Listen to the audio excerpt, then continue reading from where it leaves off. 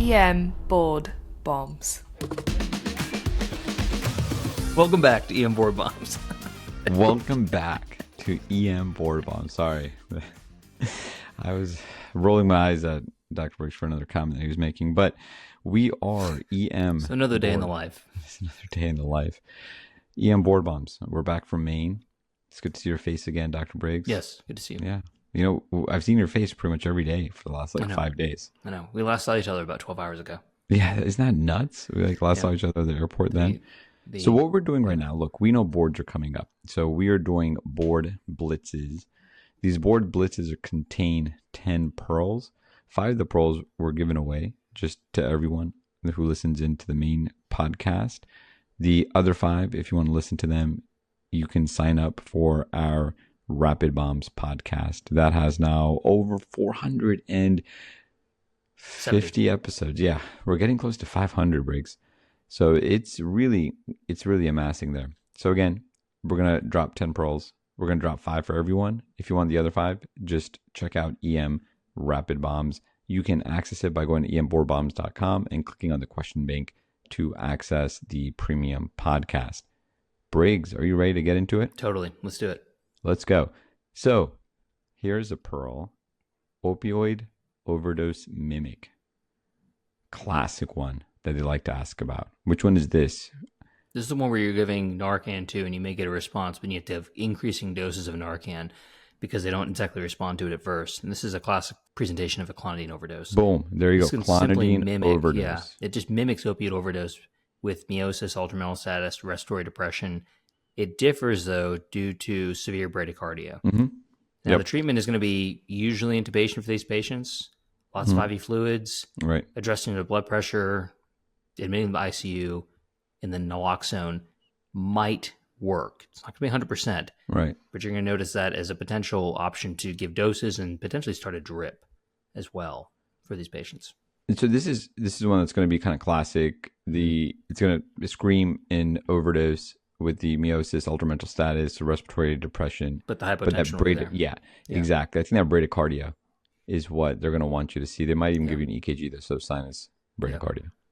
All right, so this next one is a real classic one, even more classic than the one we just covered, another overdose type. Yep. And thankfully it's becoming less and less common, but it's still something that you will always be tested on until the end of time, the end of days. This is a classic overdose that will cause wide QRS and seizures, and that should give you the answer right there. Right there. Wide QRS, but sometimes they'll throw you off with the seizure, right? Mm-hmm. They'll immediately make you think that something else is going on. But then it's the seizure, and then you might even forget to get the wide cure, get the EKG. Right. So I think that this is another one, oral boards absolutely love to test on, right? It's like that seizure patient, but then you need to get that EKG also. But what we're talking about here is TCA overdose. Treatment here, you got to know this. You just have to. Sodium bicarb. Hey, how much bicarb do you give these folks, Briggs? A lot. Yeah. Basically, you just keep giving it to them until you narrow that QRS, right? Right. Ampules, maybe followed by a drip, but just you keep giving it. Yeah. Early intubation for these folks as well. All our listeners should not miss this question. This is what we call a bunny. You just need to know it. Remember, suspect TCA overdose, tricyclic antidepressant overdose in patients with a wide QRS and seizures. You need to give bicarb until that QRS is narrowing. Look out for hypotension, arrhythmias as well. Consider early intubation. Done. All right, so for the next pearl 3. So this is another one where you just need to know this EKG. After we tell you what the electrical alternans EKGs, you just honestly go to Google and look this up as long as you're not driving.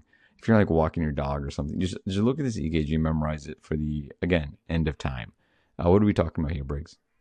This is going to be so classic for some type of pericardial effusion, and they're going to frame it in terms of cardiac tamponade. Yep. And, the electrical alternans is not always guaranteed. You actually probably won't see it in the majority of real-life cases. In fact, it's more common to see low voltage on your EKG, and that's a very important finding, low voltage. Really the 3 top things I always think about on a side, bonus, Blitz, Pearl, whatever, a lot of bonuses. The Bonus here of we see a low voltage EKG. The first three that should come to mind is one, unfortunately, just obesity. The chest wall is thick and you can't get the electrical leads through. Two would be hypothyroidism. And then three would be a pericardial effusion. Those are the top three I always think about when I see low voltage EKGs. There's some others, but those are at least the big three shouldn't miss. And with electrical alternans, it actually is more common still than Beck's triad, which we have ridiculed in the show before. No offense to Dr. Beck. He is a famous man. We've talked about that on the podcast before. The defibrillator, creating the defibrillator. Yeah, he's a very famous guy, but unfortunately his triad is not very good.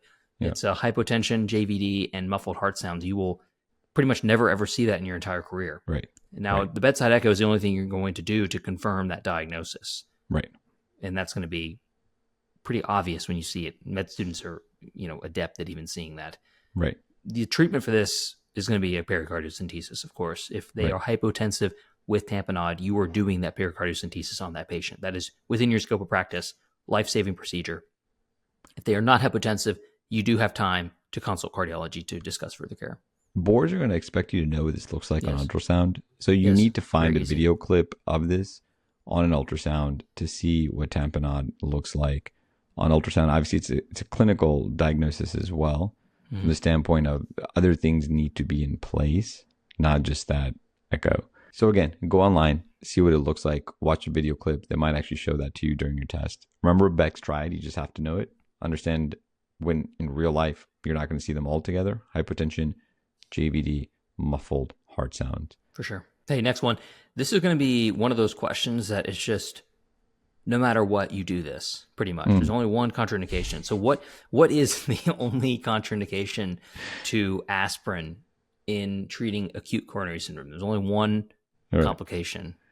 That's anaphylaxis. Yes. And even intubated patients should be getting aspirin. I mean, you're giving aspirin early in the ED. I mean, there's like plenty of data that shows that that's going to help.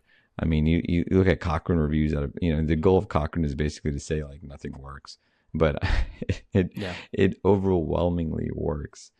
Even consider rectal aspirin if oral administration is not possible. It might sound honestly stupidly obvious to do this, but you will be tested on it because it has such an improvement on mortality. I mean, the mortality benefits are just amazing for this. The number needed to treat is so small. It's honestly probably one of the smallest number needed to treats that you're going to find in any sort of therapeutic that you give. In fact, I've had this come up recently in real life, and I could see how the oral boards or written boards could try to trick you, and they'll say, hey, they have a history of peptic ulcer disease or something, they're allergic to NSAIDs, even though NSAIDs aren't aspirin. They could try to confuse you here.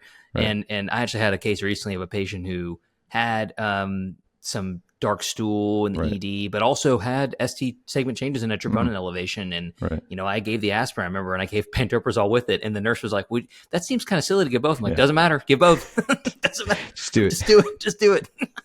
And if they're intubated anaphylactic allergy to aspirin, you could just still give aspirin. I know, right? I was thinking like to myself, it's because the number you treat is so small. I'd be like, I think for myself, I'd just be like, can you chase that with some epi? Chase that. Yeah, we'll make a dirty epi afterward. Yeah. Last pearl here, and then we're going to get into the 5 for our Rapid Bomb subscribers, our premium subscribers. But the last pearl for our general folks that are listening in. This is great. We had a case of this when it was our last shift together. I think it was our last shift together. We really ended it with a bang. But remember,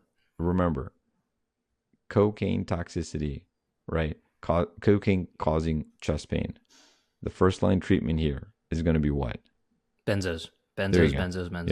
Yeah. Yep. You are avoiding, beta blockers. I understand though that that's based off of like, myths. Yeah, kind of myths and rat studies and stuff like that. Either way, just you can give other things. But, calcium channel blockers or nitro can be used to manage hypertension and chest pain. But really, the first treatment is going to be benzos for these patients. Consider screening for co-ingestions on these patients as well. But always remember kind of cocaine-induced chest pain, first line treatment. Benzodiazepines. The last thing to remember with cocaine-induced chest pain is these patients are going to be getting tropes times 2. The thought is, these folks should not be getting like aggressive like cats or really stress testing unless there are a lot of other risk factors. The studies really show that it's not really that helpful to them, but boards will expect you to do the troponins ×2 on these patients as long as they don't have a ton of risk factors that require admission and other things. They definitely can still get ACS, actually higher than the population. And that's why you're getting those trips. Don't ever let anyone tell you that it's just cocaine, send them home. Right. You have a much higher risk of ACS. Got to get those trips. All right, so those were 5 awesome pearls. Really enjoyed those. Mm-hmm. If you're a premium subscriber, you can obviously keep listening to the next 5 here. If you're not, then what are you doing? You need to sign up. You should have signed up by now. So go to ianboardbombs.com, and it's just a 2-click process. You go to our website, click on the question bank tab, and you will immediately sign up for our premium podcast and get those episodes downloaded as you prepare for your boards coming up, or just want to learn more. Obviously, you like the rapid fire version, we're giving it to you. Give the people what they want. Give the people what they want. We'll see you next time.